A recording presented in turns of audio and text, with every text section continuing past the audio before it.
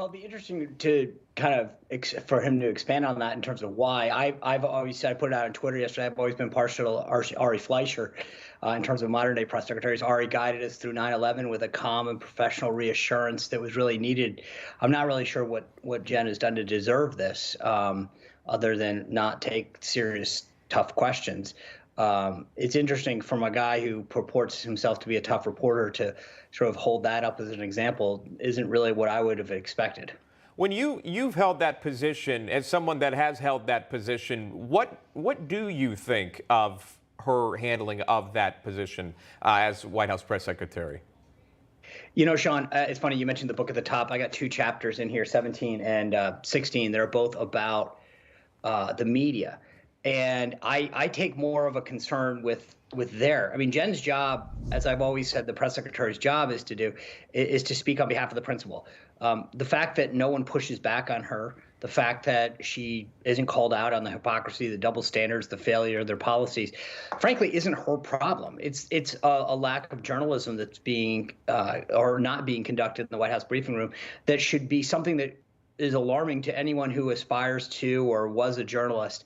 When you look in that room, and we know this, you and I both know that they never call on our news correspondent Emerald Robinson because Jen refuses to take tough questions. But she gets away with it because you have a complicit press corps, and that's the problem, Sean. Is that you have a press corps that overlooks, that creates problems by omission. And I think if you wake up every day, you're not watching Newsmax, there's a lot of issues that you just don't even hear about because the media today refuses to cover things. They basically are doing everything that they can to cover for this administration. And that's frankly why I wrote the book, is to make sure that people understand what's at stake.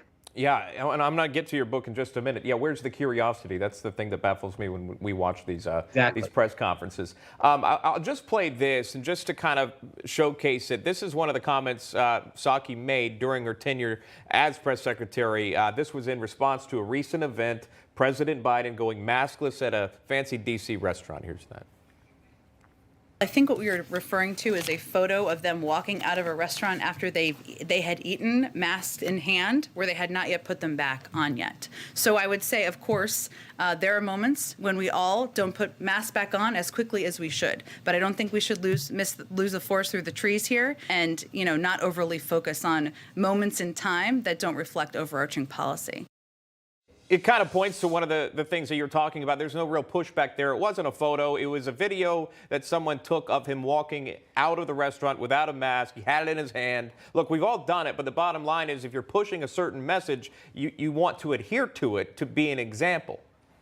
Exactly. And remember, this is also how they started off the first day in office.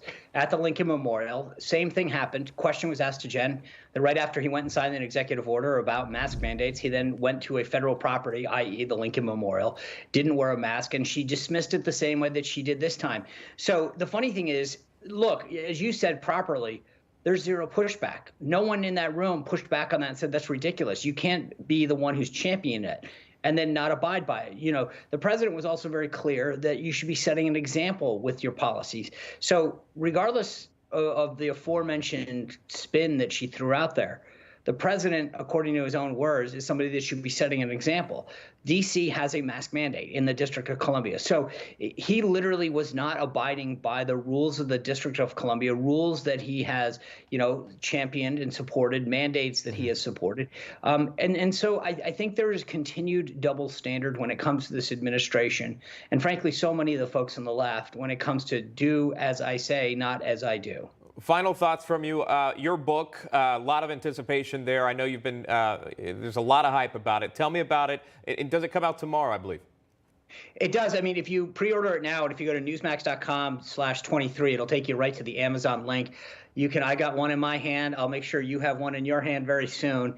But it'll show up tomorrow if you go order it today. This is the first comprehensive look at the Biden-Harris administration, the people in it, the policies they're pushing. But most importantly, Sean, what I like to say is the why. What is at stake Why are they doing what they're doing? If you're getting ready for the holidays, you know you're going to have that crazy uncle or crazy aunt that's going to show up and debate policy with you. You need to read the book right now so that you have the facts to fight back and to explain to people that it's not as the media is portraying. Here's the why, what they're doing. Here are the people that are surrounding Joe Biden, why they're not qualified to hold the jobs that they do.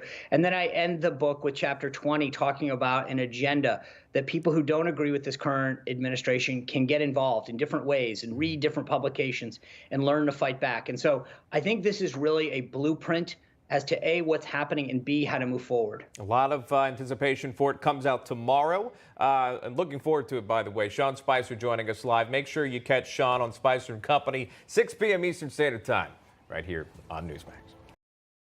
Hey, I'm Rob Finnerty. Thanks for watching. If you enjoyed this video, please join the conversation in the comments below. Don't forget to subscribe, too. Hit the bell icon to be alerted to breaking news. And remember, there's a whole lot more on Newsmax TV, America's fastest growing cable news network. Newsmax TV, where real news for real people.